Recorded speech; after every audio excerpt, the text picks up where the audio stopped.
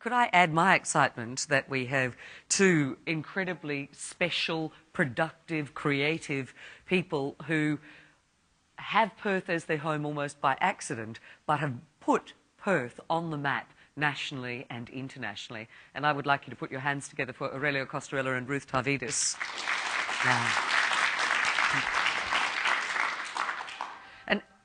And that is part of the thing that makes you both so special is not just your contribution here, but how you have framed Perth and Western Australia.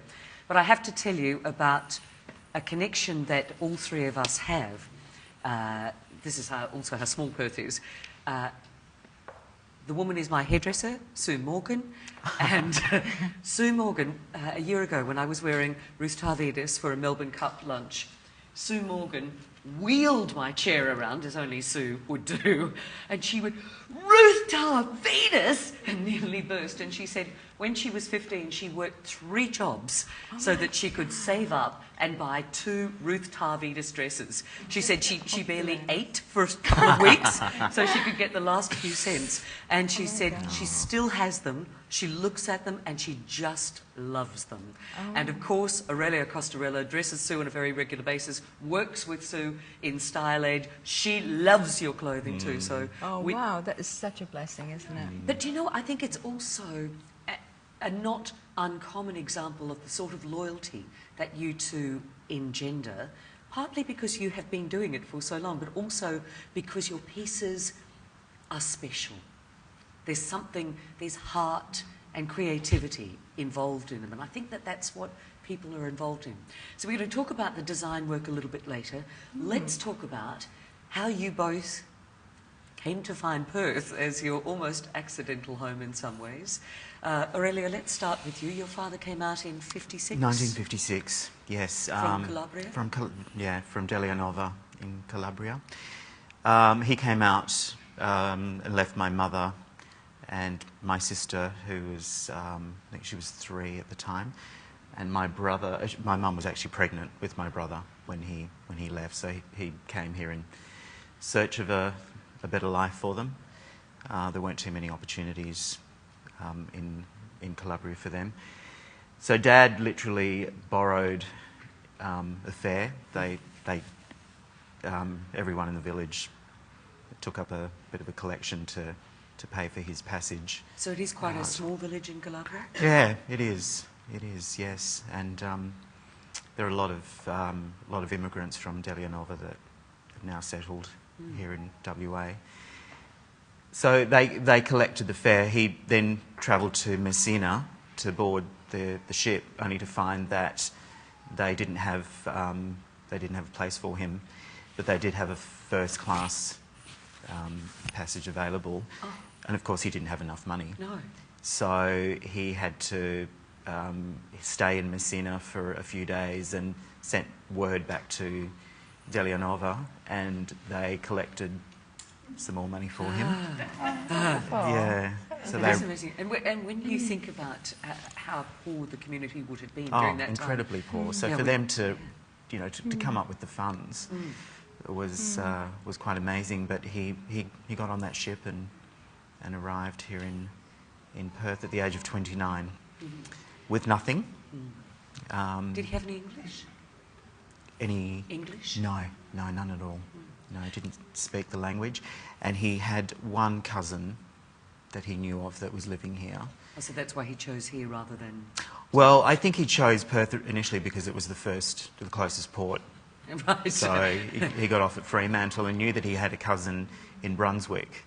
Oh. And then, so arrived in Perth initially and started sort of looking around for others that had come from Delianova, and managed to locate a few people who told him that his cousin was living in Brunswick.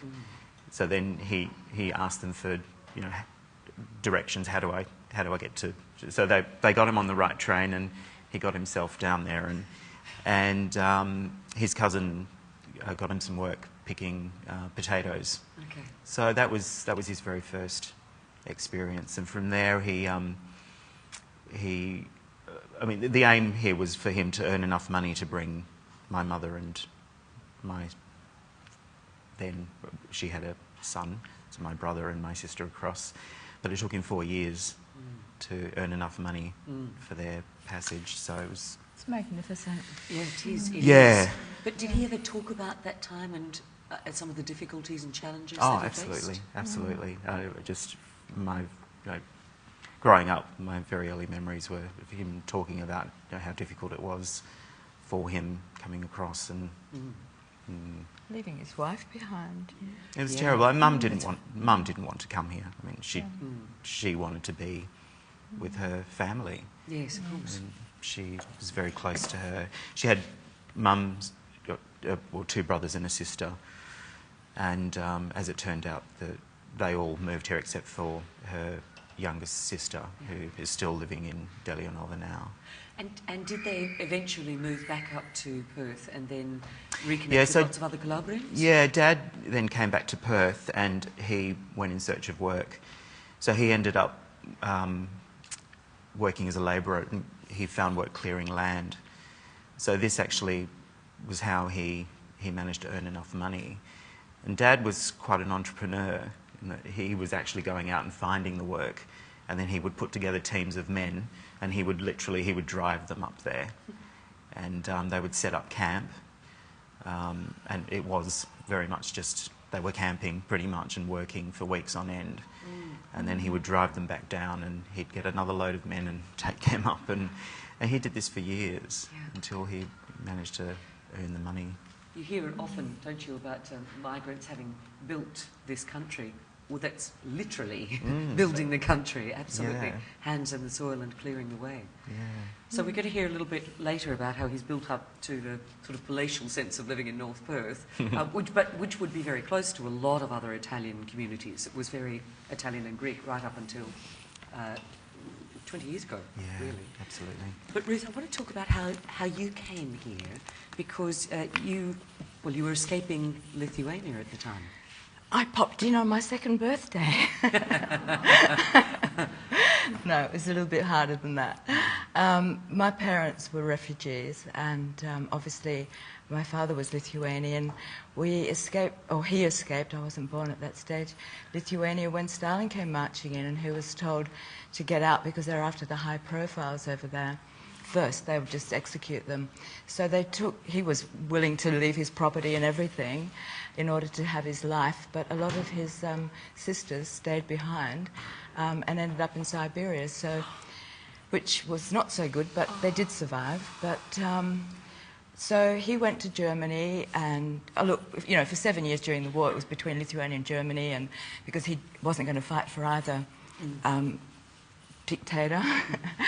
Actually, he wouldn't even salute Hitler in a park in Germany when they crossed paths. Well, that's brave. Yeah, absolutely. I mean, courage, execution. Yeah. And was, what was the end result. But he just stood firm, and my mother said she crapped herself. But, that is what my father was made of. And anyway, the interesting thing is that we survived, or he survived, and I was born in Germany, and we left Germany to come to Perth. But like Ray said, that my mother didn't really want to come either, but my father had a dream that we've got to go as far west, or he had to go as far west as possible, so he ended up heading towards Australia, and he was pleased, he was so pleased, and enjoyed the freedom. He didn't care about what he'd left behind. Which was a considerable amount of land. We should say he was the only boy of six sisters. Yeah. So, he had big farm property. Yeah. He'd never worked a day in his life. So, but he was an entrepreneur as well, and very streetwise, very smart, and courageous. Yeah. So, and I think that's a really interesting point for both of you. That's often missed in this current world, is that refugees, or even somebody seeking a better life, it's often based on very real fear that death is an option, whether that's by being murdered by a brutal regime, or whether that's by starvation, or, that we kind of forget that we are dealing with those big extremes. I know. So what made him come to Fremantle or to Western Australia? We were actually heading to Melbourne, but my brother Harvey got very sick. We were travelling on the Asylum, and it was full of disease, you know. There was mumps, whooping coughs, German measles. Harvey had everything all at once. Plus he had, he was bicuspid, so he only had 1.5 valves, like everybody else has 3 valves, aortic valves, which keeps the heart beating and the blood flowing. So what they did is we got off here very quickly for Mum to take Harvey to hospital, to PMH, in order to save his life. So that's why we popped off here. But anyway, they did take him to PMH, and the nurses gave him straight back to Mum and said, it's better he dies in your arms. So he had bigger plans than that. And fortunately, he helped me start House of Tarvydas. Yes, Harvey had a big role to play in Western Australia on a whole range of levels. Very much so. So the power of the mind, or otherwise God's will, but the combination was brilliant. I had a wonderful brother. So what did your father do to support you, given that he'd never worked a day in his life? Well, obviously you find a job. He couldn't speak English, and he had 3 little kids, and the only thing he could do was clean toilets at hotels after, night, work on tiling, so from -50 to +50. Degrees, the temperature. Degrees, yeah. It was quite extraordinary. He never complained. We never heard my father complain. And I think also he learnt carpentry. So with my little sister, who was about 8, 9, being the interpreter for him and doing the tests for him. Yeah. So it was phenomenal. It really was, But growing up in between that space as a little kid, I was oblivious to probably the hardship, I was quite oblivious. I was a happy little kid. Yeah. Maybe deliberately oblivious, I'm not sure. But brilliant father. And we never were lacking anything. They always supplied us with what we needed. And even more importantly, the security. We always knew they were there, and that was, you can't buy that. Were you also an interpreter for your parents? More so my sister and brother, because my sister's 13 years older than I am, and my brother's 8 years older, so there's quite an age difference there. So when Mum finally came out with my brother and sister, my sister was actually, by that time, was ready to start school. So she would go to school, and she would, not having spoken any English at that point, started to learn some English. So she would go home at night and teach what she'd learnt to my mum and my brother, because of course Dad was still working away for most of this time. So Mum arrived, and Dad couldn't even afford to pay for rent, because he was pretty transient. He was really just working away all of the time and living on these makeshift camps, wherever, and wherever he had to sleep. So then he was faced with this issue of bringing his family over and having to find somewhere for them to live. So what happened was that there were some other families that had come across at the same time from Delhi and Orva, so he arranged for Mum, brother and sister, to live with 2 other families. So there were 3 families living in a house on James Street in Northbridge. Yes. And is the house still there? The house, no. It was up, I think it's where the freeway off-ramp comes, near Faranosi's. Yep. Yeah, so the house is no longer there. But the arrangement was that Mum would cook and clean for the 2 other families in order that they could live there. So she ended up looking after 2 young children and 2 other families. I'm sure she kept going, yep, this was a great idea. Yeah, well, exactly. She still moans about that now. Actually, my mother was the same.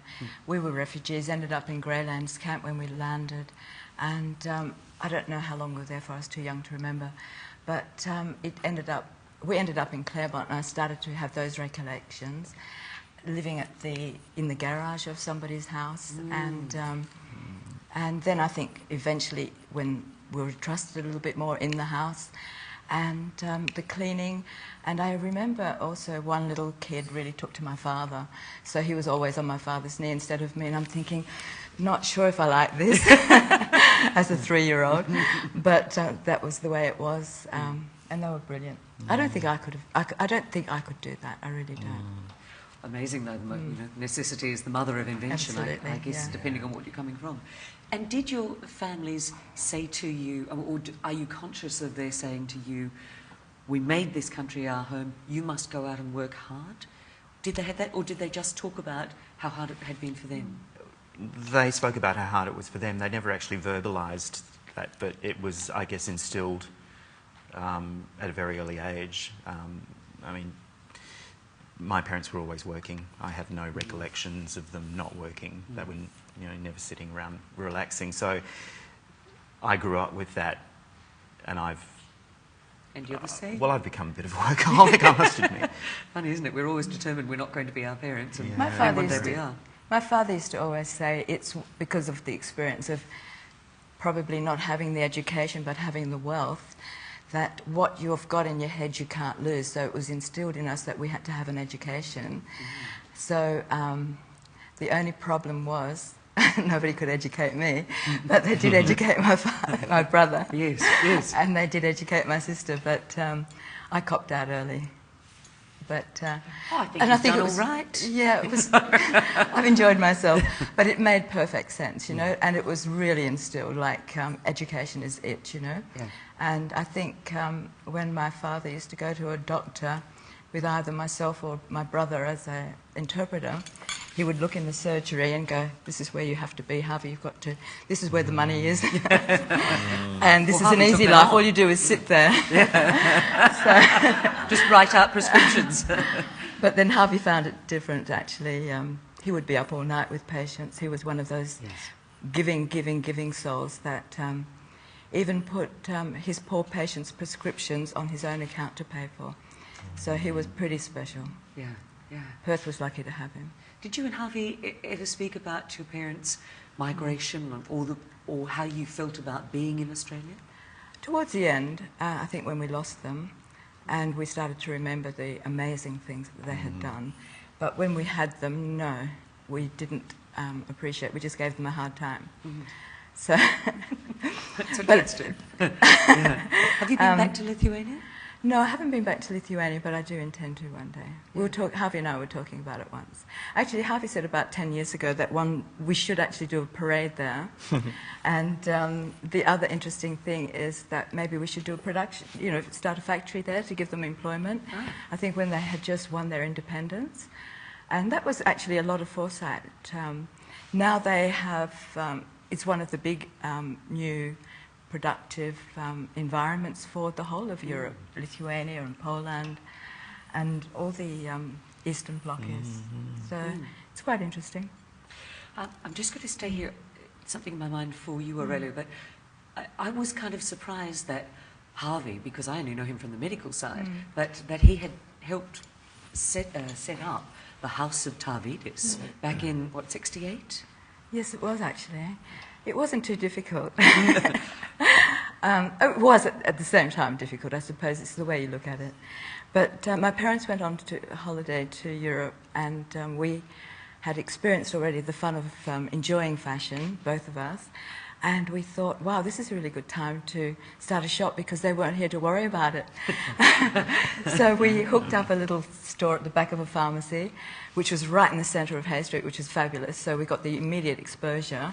We advertised on television. I don't know how much it cost then, darling, but we managed. So the first day we opened, we had the TVs stations outside. We had girls just so excited they were dressing in the pharmacy, not in the back room, undressing in the pharmacy. So it was like news overnight, and it was really quite remarkable. But Harvey at that stage was a first-year medical student, and then 6 months later we picked our parents up at the airport in an E-type Jag after driving them there in a push-start VW. So it was a fabulous moment. It really was. I wonder whether you both sought beauty almost as an antidote to perhaps the hard work and the grind of what your parents had to endure. That's a good way of looking at it. And if you analyse that without going too deep, it's quite possible. It's quite possible, isn't it? Yeah, I don't know. I think for me it was it grew from the fact that Mum was a home dressmaker. She made everything. She didn't buy any of our clothing. She made, knitted our jumpers and... But I think you went above that kind of beauty, so I think... Yeah, but it was interesting for me because I was the youngest. I spent a lot of time at home with Mum, and my brother and sister were sort of... Well, my sister was married by the time I was 7. So she was, she was 20. Did you make her wedding dress? No, I was a little bit young. Did your mum make it? No, she didn't actually. No, they bought... She probably wanted to get away from it all, didn't she, and go out and buy one? No, one of my sister's best friends that she went to school with, her elder sister had a bridal store called Casa de la Sposa, which was it was on Barrack Street for many, many years. Very flash. Beautiful. Yes, and she had her wedding gown made there. Actually, I don't know why Mum didn't make it. She would have been more than capable, but for me it just grew out of watching Mum create all of the time. Yeah. It's just... It became quite sort of innate for me. Yeah. And consequently I didn't ever study fashion. It just was something that I taught myself. I like to think that it grew all over style, him. That's exactly right. It was inherent in you. But although I did read about your particular pride in, I think it was a brown corduroy flared pants with the matching vest. Yeah. Well, and I just had to think, you have to think it's of the era. Yeah. Yeah, it was mid-70s. Mid-70s. It was for I think it was my Year 10 school social. But I was... How was your hair? What did you do hair, with your hair at that stage? Was it long? It was quite long, yeah. Cute. Yeah, thanks for reminding me, Ruth. Maybe there'll be a photo in the 30-year retrospective, of course, that's going to happen, at the art gallery. Yeah, no, I edited that photo out. Shame. But no, I was, at that very early age, I was already sort of art directing pieces of clothing that Mum would make for me. So, you know, we'd go out fabric shopping and I'd choose the fabric and then tell her what I wanted her to make for me. But they didn't want you. They didn't want you to become a designer, did they? Or an artist? No, I studied architecture for 2 years. So they education thing. They loved that I was going to be an architect. Yeah. They were comfortable with that.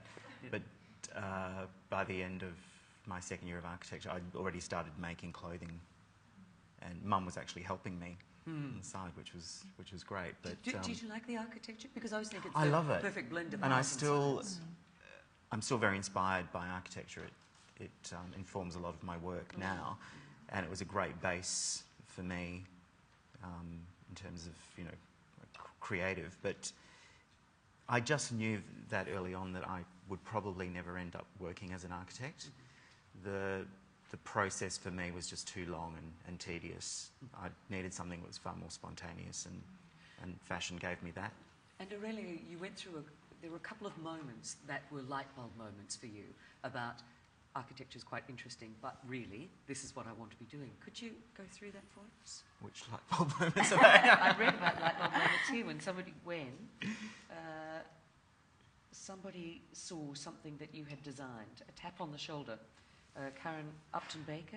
Oh no, that was when that's when I relaunched as Aurelio Costarella, yes. So in the very early days, the reason that I really got into it, from a very early age, I would sit at Mum's Singer Treadley that she brought out from Italy with her that belonged to my grandmother. And from probably 7, 8 years old, I would sit there and sew together bits of paper and fabric and Mum's scraps, whatever I could find. And then by the age of 10, I'd made a red and white paisley halter neck top for the granddaughter of the lady that lived next door, because we were at school together. So, and I said to her one day, "I'll come over, I'll make a top for you." And of course I did. And it just... That's so cute. Just isn't it? grew from there. I guess, it was innate, and it was obviously something that I was destined to be doing. Yes. But it was during my second year of architecture that some of my friends and I decided that as a joke we'd do an elective in home economics. That's it. And it was just a really basic sewing course that for me was quite easy. And it was during that time that I actually thought, I could do something with this. And I was quite influenced around that period because it was when the Japanese designers really started making their mark in Paris. So Comme des Garçons and Yamamoto, and World's End, obviously in London, Yeah. and on an Australian level, Katie Pye was quite prolific. So I was looking at all of this, and it was really quite inspiring for me. So I started making pieces of clothing, and there was a store around at the time called Cream Soda, which Ruth would remember. And Kerry Giles, who was the owner of the store at the time, used to run a store on King Street called Orphans, which any of us that are old enough would remember. It was probably one of the hippest stores in Perth at the time. So I mustered up enough courage to actually walk into Cream Soda one day and struck up a conversation. Was Cream Soda? It was in Cremorne Arcade, which later they later bowled over, and it became the very first McDonald's in WA. I know. It's a tragedy, but A dagger to but that's my where it all heart. started for me. Yeah. I went in and showed Kerry some of the pieces that I'd been making, and Yeah, it grew from snowballed there. Did you have formal training, Ruth? No. Again, my mother was like Ray Aurelio's mother. Ray Aurelio. Oh, either or. I'll combine them. Between both. And she had no choice. She had to make everything. I think she ripped my father's shirt apart and worked out how it was made, and did the same with just remembering some of Harvey's photos and the trousers she made him to go to school in. She wasn't an expert, but he was a good boy and he did wear them. It was easy to make a skirt, you know. But what was your question, darling? Wouldn't know about the formal training, because No, your I works are didn't, also no. works of art. Were they Work- always? Well, I think sometimes the best work comes out of a mistake. I really do. It's more authentic. You start off with an idea, and it can travel either way. Sometimes the idea is, created, and sometimes it veers off and becomes far more exciting and more of a journey and more of a statement. So I'm always open. But no formal training, no. No, but maybe that's the success of a great designer, is allowing yourself Well, to I go think- in a different direction. I think that way you're actually, you're not trained to go by the rules. I can break rules as easy as you can imagine. I'm sure you could break a lot of rules. So I think some people, like really, having employed a lot of, very professional women in my time, a zip's got to be on one side and that's all there is to it. A zip has to be sewn inside and that's all there is to it. Well, you can put it on the other side and you can put it on the outside, as far as I'm concerned, and that became a fashion too, Yeah, So absolutely. that's what I love about no formal training. Now, just speaking of something that you start with one idea and then goes off in another direction, I think that you were completely ripped off, Ruth, when you made the buckle, the famous buckle dress in the late 60s, and then Sonia McMahon. Does everybody remember the safety pin dress? No, buckle. The buckle. Yours was the buckle, but I thought hers was... hers was diamond buckles. Diamond buckles. Mine were metal buckles. But wasn't that a complete rip-off of your design, which had been out there for 2 years by that stage? Verity, I'm so glad that you actually saw that and noticed it. Curtin University drew that to my attention. They didn't have to. I did know that somebody was definitely inspired by my design. Oh, inspired by ripped off. But look, Verity, when I was 19, to see that all over the globe, on every TV station, on every front page of every newspaper around the world, was the biggest realisation of the power of my design, And from that point of view, it didn't bother me. And a 19-year-old could hardly ring up the Prime Minister's wife and say, excuse me. But one day I think I might talk to the White House Museum and let them know who the true designer was, or at least where the inspiration came from. Yes. Might be the better approach. But no, that was a thrill, it really was. Yeah. But that was an idea that I made in every length, in every colour, and everybody enjoyed right around Australia. So I'm not surprised she came across it in some way. But I'm glad that she wore it there, and I'm glad that she actually recreated it for the Oscars probably about 10 or 15 years ago, I think. Brilliant, brilliant. Right. What about getting your designs around Australia? I mean, these days we assume that Costarella or Tarvydas will be around Australia or internationally. But it can't have always been easy to do that. No, I mean, we've probably had similar experiences with that. For me, when I first started out, it was difficult enough finding retailers in Perth that wanted to stock a brand that came out of Western Australia, let alone tackling the rest of the country. So I kind of struggled with that for a few years. I mean, from day one, I had a retail store because after dropping out of architecture at the end of that second year, I actually bought into cream soda. So I went into partnership with Kerry Giles, who was the original owner, and then within 12 months I'd actually bought her out because I was just selling so much product through the store that it made sense for me to just take it over completely. And then in 1987 I decided to start wholesaling, and I couldn't find anyone in Perth that was interested. So I thought, fine, I just packed a suitcase, flew to Sydney, not knowing anyone in the industry, and set up a makeshift showroom in a hotel room and just started cold calling people. And that very first day, I think I'd written my first order that day for $25,000, which in 1987 was a considerable amount of money, and I'd secured an agent. And I thought, oh, this is good. So a few days later, I travelled to Melbourne and I did exactly the same thing, and I secured an agent in Melbourne, and within 6 months I had agents in Sydney, Melbourne and Brisbane, and I was selling to about 20 stores around Australia, including Tasmania, which, you know, which is quite Do they wear dresses in Tasmania? Well, apparently. So, but you ended up opening in the Strand Arcade, which is one of the most gorgeous, beautiful places. That was in '94. Yeah, okay. So it was quite a while before I opened my first Sydney store. I wonder if you look now and go, wow, I'm my father's son. There we go. Well, yes is the answer to that, but it yeah. never occurred to me. You know, it really, I think it wasn't until Dad passed away just under 12 months ago that I really started to think a lot about how much of an influence he was. Because Dad was always an entrepreneur. I mean, when I was young, they owned a fruit and veg store on Walcott Street in Mount Lawley, which, again, Mum didn't want him to... Mum actually held Dad back a lot because he wanted to go out and open another and another, and Mum was always being quite fearful, so she wouldn't allow him to go out and do all of these things that he wanted to do. Yes.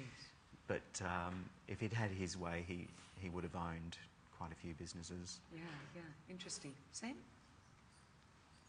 What was the question? I wonder, because the women tend to be more protective, don't they? Thinking, we've got the children, we need to close in the assets to make certain that they've got food and I mean, clothing. my mum was all about security. Yeah. She just wanted that security, and, you know, we had enough to be comfortable, but... I think, I know that my father was smart. Like, he went out, I don't know how he did it, but he had 3 jobs, built a house over the weekend, took us to school, and then he actually sent money to Siberia and quilts and warm clothing to Siberia as well as everything for his sisters, yeah. So God knows how he did that. At the same time, he was saving and saving and saving, and he started buying land in Wanneroo, blah, blah, and you know, he ended up with quite a wealth of land that we sold and spent. But he was phenomenal. So he was really an extraordinary person. I think my mother didn't have much say, or otherwise she just cruised with him. You know, maybe she just totally trusted him. So that was wonderful. What do you remember about the smells of your childhood? What smells came from either Calabria or from Lithuania? In the kitchen, perhaps? Yeah, Mum cooking. She was always Cabbages. cooking. Cabbages. Probably happy to forget that one. The weekend was always my favourite time because, as well as having a conventional oven, Mum, and to this day she still has the old wood-fired oven in the kitchen, and she'd light it up on a Saturday morning, and it would burn most of the weekend, and she would just spend the whole day. She'd make roast dinners and apple pies, and she was just always cooking. It was. Did she cook Italian food as well? Yeah, she did. Yeah, but she could turn her hand to anything. Yeah. I think that's why pies, yum. from a very early age I started cooking. I loved being in the kitchen. Still? Yeah, I don't have as much time these days, but No, I do love to cook. Yeah. I think it's so important as a grounding thing. I know, Ruth, you don't cook a lot. I'm do you? allergic to it. Conveniently allergic to it. Ruth has a cupboard with a juicer. That's it. A big beetroot juice. Nice Or- and quick. but And I don't make it myself. But for many families, particularly those who have come more recently from other countries, being in the kitchen, that way of connecting the cooking, that family meal is so important. The sharing of ideas, but the sharing of love. No, that's so right. You absolutely have drawn me back home now. And no, that was, where we woke up in the morning. Actually, my father would get up early in the morning and put the kitchen stove on to warm the rooms. And then he'd call us out. And then call Harvey out, which was like 5 minutes before uni started. And but everything was warm and prepared. It was phenomenal, I mean, yeah. Your But dad it was amazing. He was. But yes, it was the kitchen, the hub of the kitchen, which gave us all that security. And wow, yeah, you really touched that one. I wonder, going from that wonderful happy memory of a family about being around the stoves and the wood-fired stove, I think your mother is amazing, she's still got that, that's wonderful. Did you experience any difficulties going through a schooling system having a name like Costarella and Tarvydas? Well, yes. My name was changed on my first day at primary school because my grade 1 teacher at North Perth Primary, Miss Best, Who decided... wasn't, clearly. No. I've got a funny story about her. She decided that she couldn't say my name and that she'd call me Ray.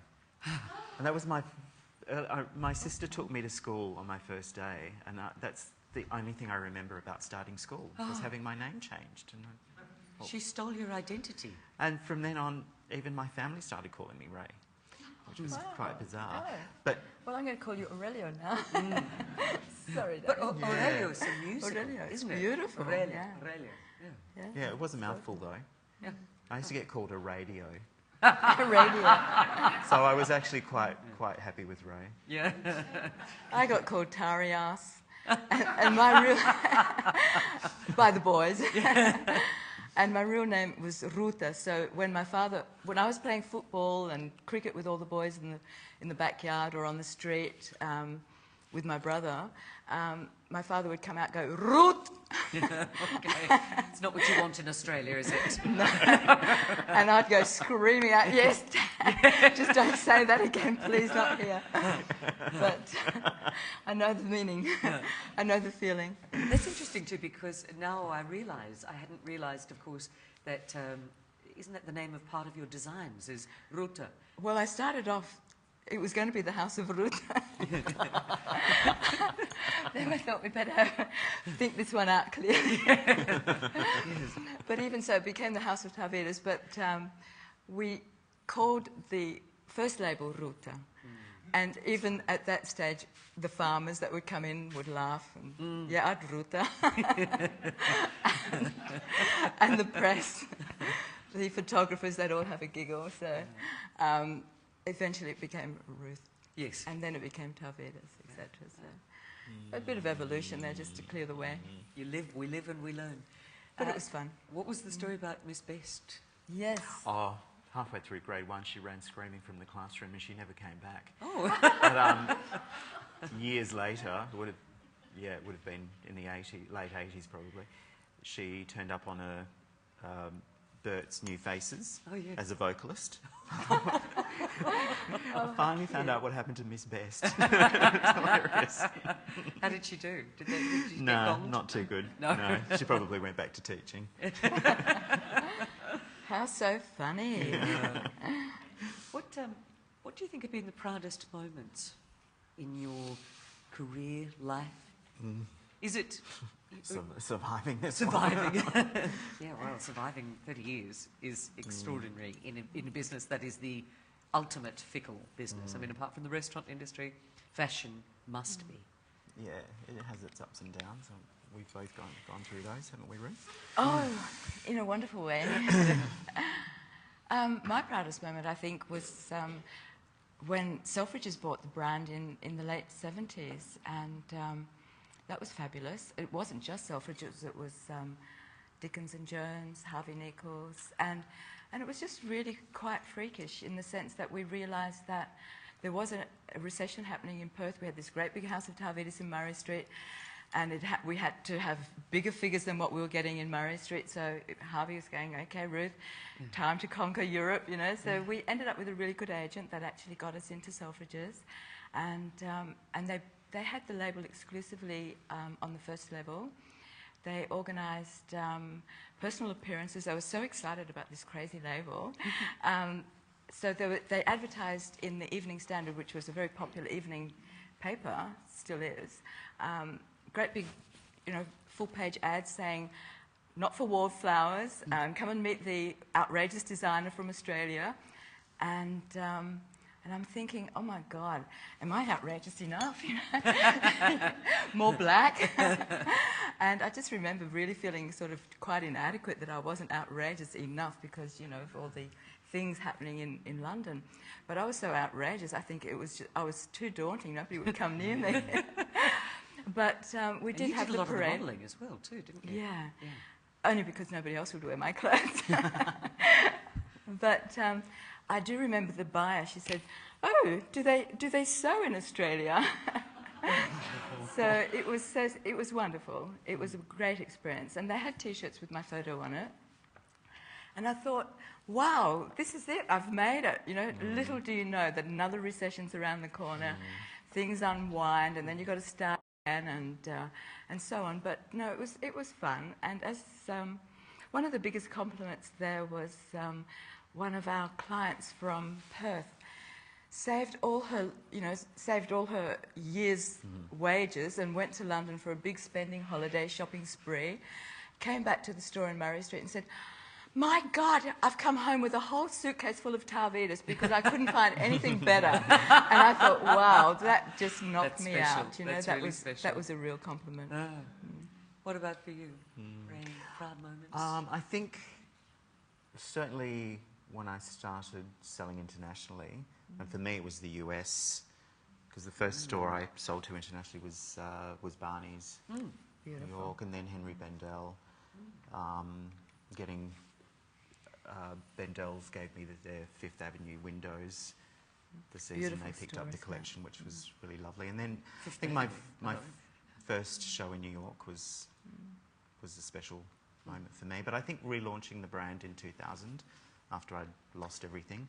Yes, when you went from Ray to Aurelio. So that's when I started using my real name. Yeah. Which was,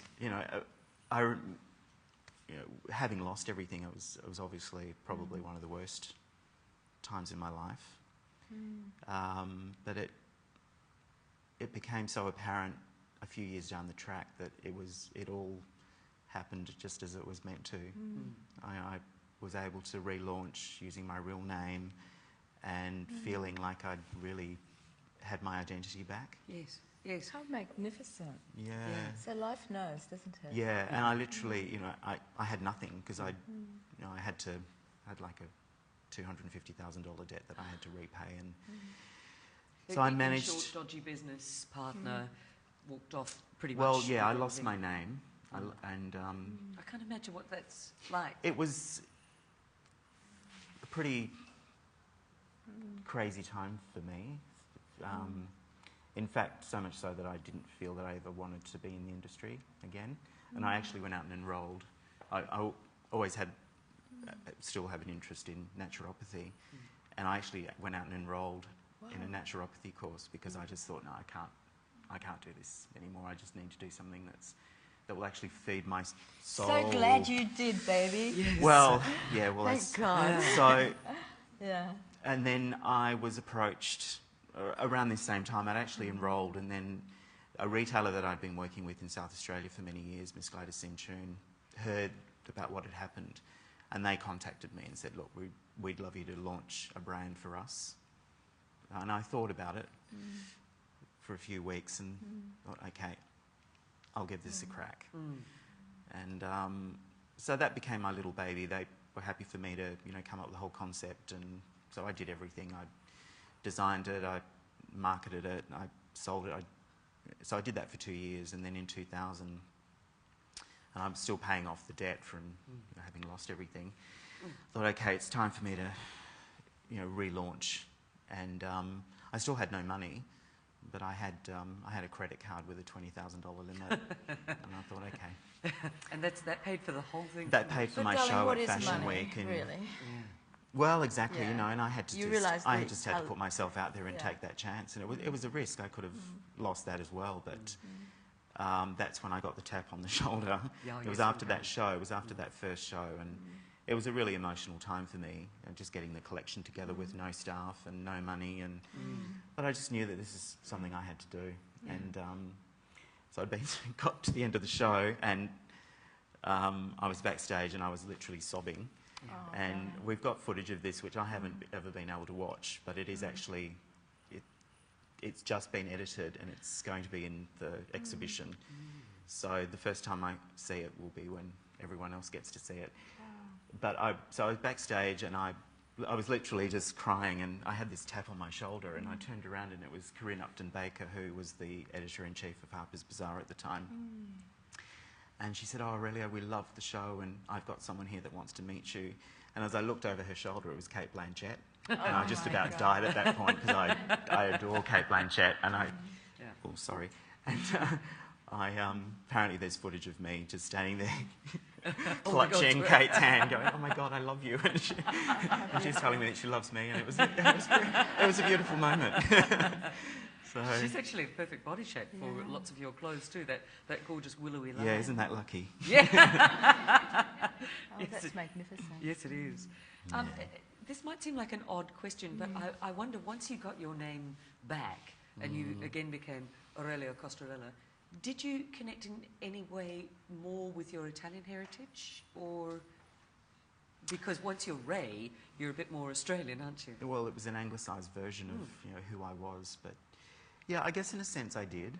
I mean, that whole period for me was really it was quite a cathartic journey for me. So it was a time of sort of self-discovery, and I was doing every workshop that was available, and I really needed to go back and find myself, and becoming Aurelio Costarella again was really, I think, a turning point. I just can't get over how often you've both, in fact, had to do a very similar thing, although Ruth was always able to mostly keep her name, apart from Ruta. I still got it. It's down there. But it just seems to echo that of your parents, of that migrant experience. It seemed, doesn't it seem to everybody here? You know, they're all pioneers, having to go out there, risk losing everything to gain. Yeah, it's a huge step. Yeah. I think that's life in general, in a way.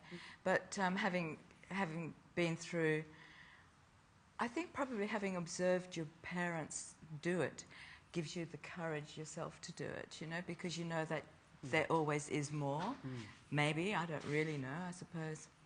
Life goes on, you know. The interesting thing there for me was that in the early days, because my parents obviously didn't approve of me dropping out of architecture and wanting to be a designer or make clothes, as their perception of what I was doing was, that really drove me to want to succeed, because I felt that I had something to prove to them. Right, yeah. And I think that was really important. And did they end up being proud of you?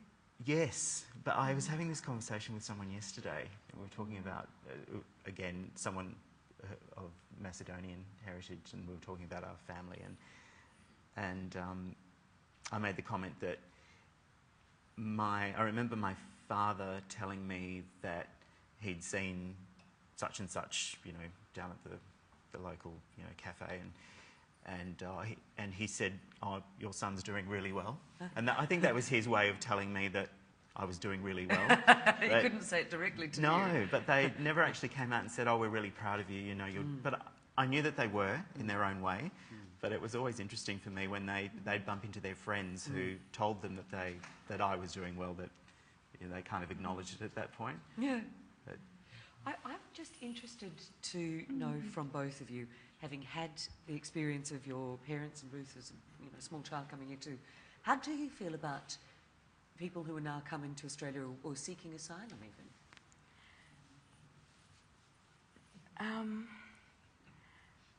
It's really hard to fathom why they're treated so badly.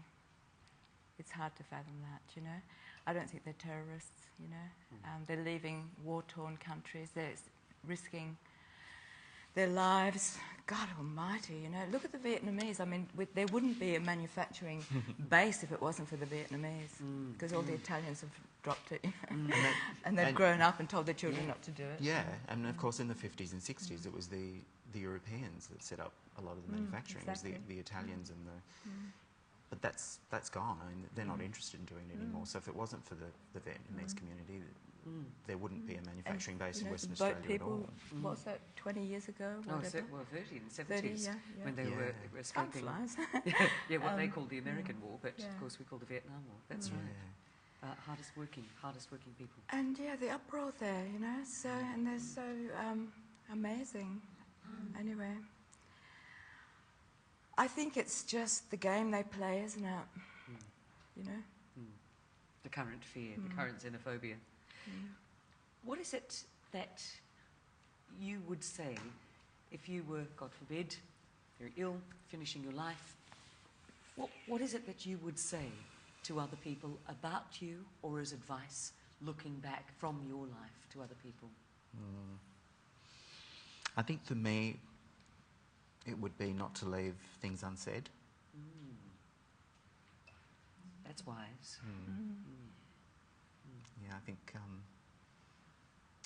think losing Dad taught me that. Yeah. Were you able to converse with him much at the end?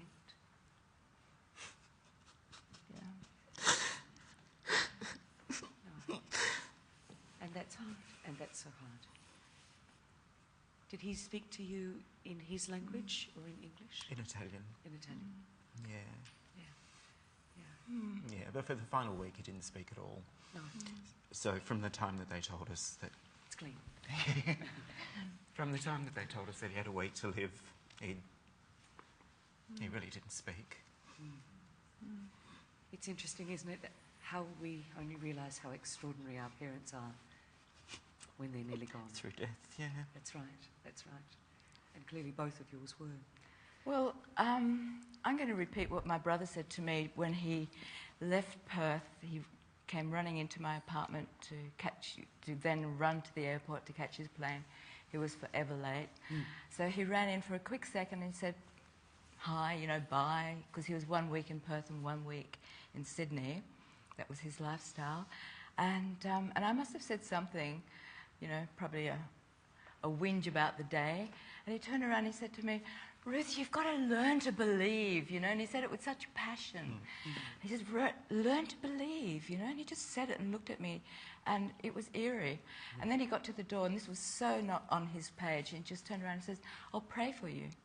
And I thought, wow. And then I get this phone call 2 days later that he died in Sydney. So that's what I'm left with, learn to believe, And, he was one of these people that, the biggest optimists out, he was bigger than that. And I'm a pessimist with an optimistic streak. But yes, if I can do what he could do, that was believe, I'd pass that on to anybody, So a perfume bottle called Believe. Yeah. I'm buying. Sign me up. Okay. Do you ever wonder what your life might have been like if your parents hadn't decided that Australia was a better lifestyle? With potatoes in Lithuania. Then you'd know about the kitchen. Yeah, look, I don't know. I'm just so glad that Dad made that decision to come out here. Huge, courageous. Yeah, and, my brother and sister they had gone back to Delianova to visit a few times and always came back and said thank Dad for bringing them here. So, they were certainly grateful. I obviously wasn't born there, so I didn't really have the experiences that they had at that early age. But, I don't know. Can I just say something about Ray's father? I was watching the tweets and the Instagrams, and the photos of his father were just beautiful. You know, he was just the most elegant, magnificent man. And the photos of, was it the 30s or the 40s? Or Yeah, well, I think it was the 40s when Dad was doing his national service, and he was just so cool. And it didn't occur to me until he died, and I was going back through the old photos. He was that's when it struck me that he was actually really stylish. Yes. And growing up, you don't appreciate that because they're your parents, and you know. So that was So true. really interesting time for me after Dad passed away, and just really, I think it's almost like I got to know him so much more in death than I did when he was alive. Oh, I hope that doesn't sound trite, but I suspect that both of your fathers are very much alive within you. Oh. The two of you both totally, stylish and courageous and pioneering. So that's a wonderful note for perhaps us to leave this discussion at the moment, but to open it up to those who are on the floor who would like to. Before we do, please, could you put your hands together for our wonderful people?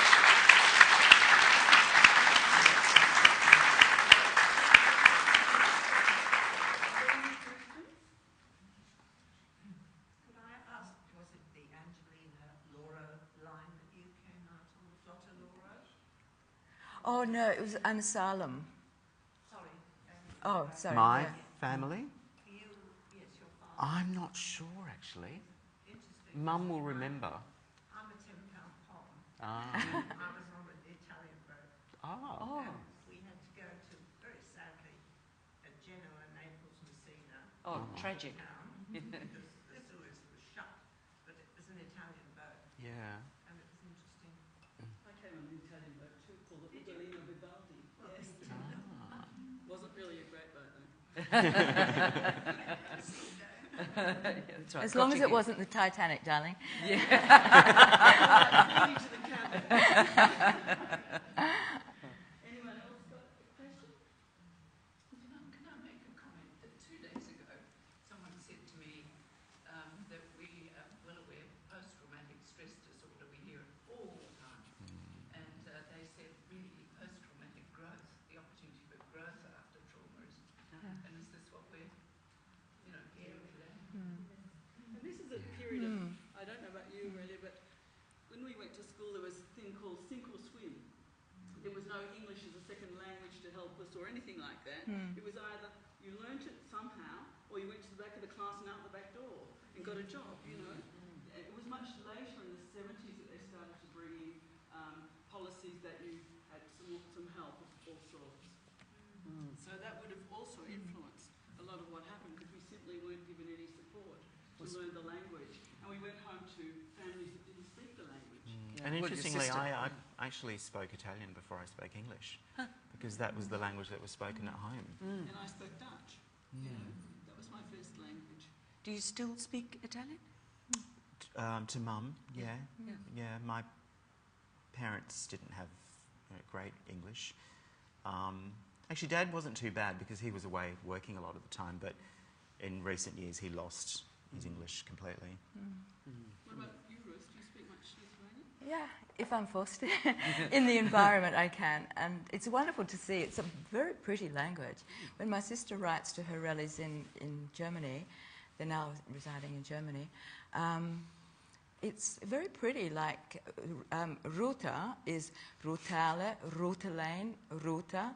And it's really lovely. And I mean, it goes on, like it has the feminine and the whatever, and it's pretty. And nearly in every word it just translates and transforms and it flows like music.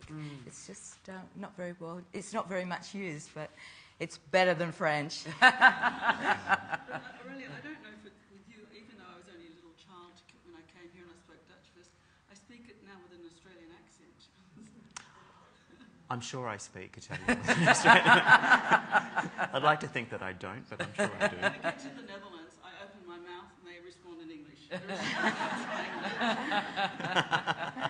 It's a very bad assumption. Why would anybody try Dutch if you didn't have to? And I only say that because it is one of the most difficult of all languages. Yeah. I come from the south where you don't speak it with a soft G, Oh. so it's not so guttural. Oh, like Bavaria. Bavaria is a softer version of Belgium, Hochdeutsch. Flemish, I Yeah. speak more. Yeah. No? I would have thought so. We've got a situation now in Fremantle where, you know, we're at a crisis point as far as what's going on with the city, and lots of businesses are closing down.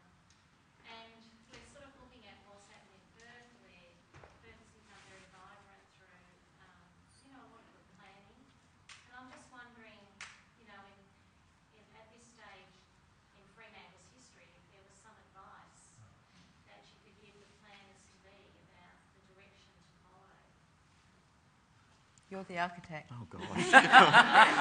It's a big question. Not a town planner. For example, you know, Maya's closed down. Yeah. It's fairly mediocre. Most Yeah. of us were glad it closed down. We're very sad because there's nothing, like the gap just, you know, then you get mediocrity that just fills these empty spaces. Perhaps another way of looking at the question is, what in your view creates vibrancy in a city? The America's Cup. Bring it back. Look, I think it's just the economy at this stage. It'd be hard to rebuild anything while the economy's flat, you know. We just have to work hard in Australia to make Australia vibrant again. I mean, if Create you- an industry. If you look really. at Perth, I mean, the city's transformed quite considerably in recent years because of that Brookfield Place development and what's been happening on that West End, King Street, and even though it's forced all of our West Australians out, which we're not happy about. No. But you know, it really, the city has just changed phenomenally, and I hear that all the time from people that are visiting that aren't actually based here. That you were coming to Perth, even 4 or 5 years ago, and there was not a great deal on offer, but it really has changed a lot, and I'm sure we've all noticed that. But even that William Street landscape is it's such a great little strip now. It's fantastic. And years ago, I mean, I would never have walked down there for fear of being beaten. Yeah.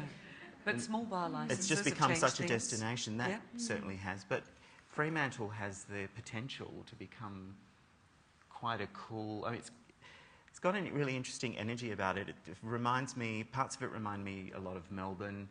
I've recently spent quite a bit of time in Liverpool in the UK, and for me, Liverpool reminds me a lot of Fremantle, but like a really cool kind of hip version of Fremantle.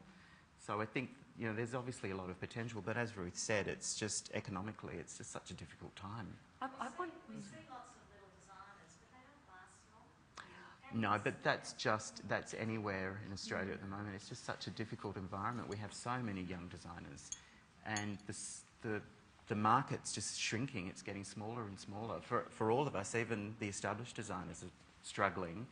So for anyone new coming into the market at the moment, I don't envy them at all. It's a very different playing field to when, certainly to when I started, and I'm sure when Ruth started, where there were very few designers in Western Australia. And I made my decision very early on in my career that I wanted to maintain a Perth base. Historically, a lot of designers that started here, and Carla Zampatti is a prime example of that, who started here in probably around the same time as Ruth did, and then soon packed up and left. And so, I mean, she's done incredibly well on that more sort of commercial level. But yeah, look, it's just a very different time. why did you want to stay? Was it because of your family? Okay, we had this conversation before we started earlier about my very early days of going to Sydney with collections and meeting people, and they'd say, "Where are you from?" I'm from Perth. Yeah. Oh, why? And that really, it just annoyed me, and it made me more determined to want to maintain a Perth base. And of course my family was here, and I didn't particularly want to have to leave family just because I wanted to have a successful design business. And it is so much tougher actually maintaining a Perth base because it is isolated, and these days I spend most of my time on aeroplanes because I'm constantly in and out of Perth every second week. But you know, I think it was important for me to do that, and in some way I hope that I've contributed to the landscape.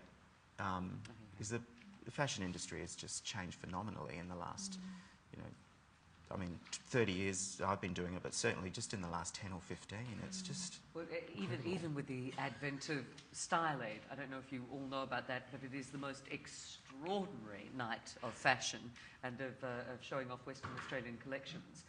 And it's in one sense, it's a fundraiser for the AIDS Council, WA AIDS Council. But in another case, on another level, it is also just this showcasing of designers here, and I think that sort of thing has helped quite a lot. It has, yeah. It's actually made it accessible to lots of the punters like us too, those sorts of things. Can we just talk a little bit about your exhibition that's actually here at the museum, the retrospective? At the WA Museum. WA Museum. Yeah, yeah. So it opens to... So it's my 30-year retrospective opening on the 2nd of November, and it runs for 3 months. So if you have the opportunity to get there, it's a bit of a Beautiful. snapshot of my career. Your career and your tears. My tears, lots of tears along Gorgeous, the way. darling, Yeah. that's But lots of wonderful. laughs too. And lots Lots of of laughs. laughs as well. Oh, lots Yeah. of laughs. Yeah.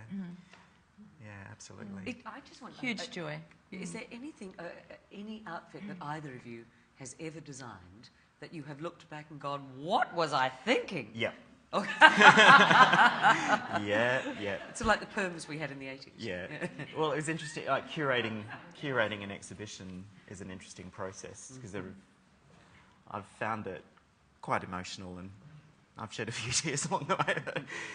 There have been times where I've kind of had to walk away from it because it brings up periods in your life that were some amazing and others perhaps not so wonderful. And when it became widely known that we were having this retrospective, of course we got a barrage of phone calls and emails, and ladies were sending in images through to Paul O'Connor, my brand manager, and he'd open up these emails and he'd be like, did you make this? I go and have a look and I go, yep, I did. He was like, okay, we'll just delete that one.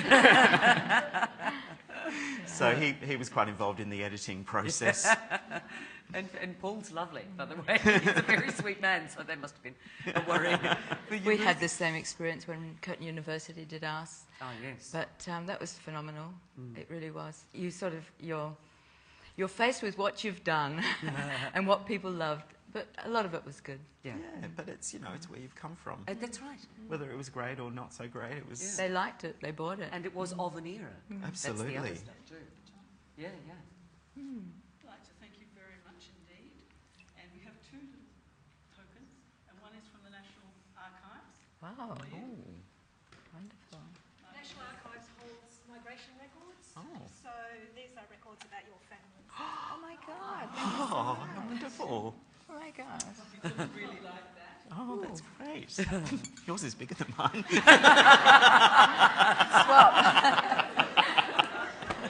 How did I get 2? And these are just a little token from an Italian winery, Carpe Diem. Oh, lovely. Thank you very Isn't much. that lovely? So it's a wine. It's also a migrant, making it big in West Australia. Fantastic. And thank you very Well, thank you all for Beautiful. coming. Thank you. Yeah.